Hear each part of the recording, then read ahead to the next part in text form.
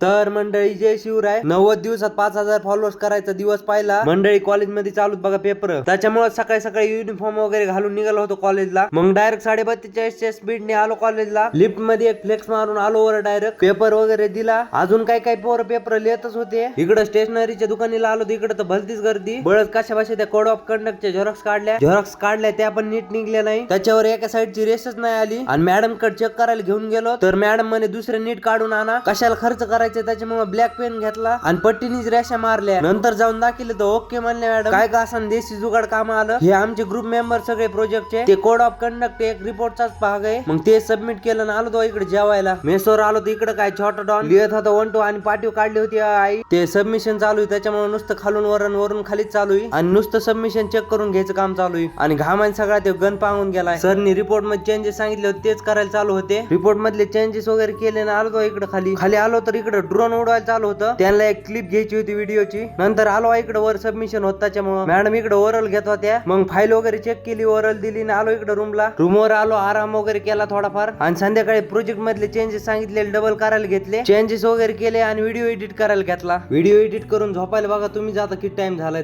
तर भेटू भावा नेक्स्ट ब्लॉग मध्ये.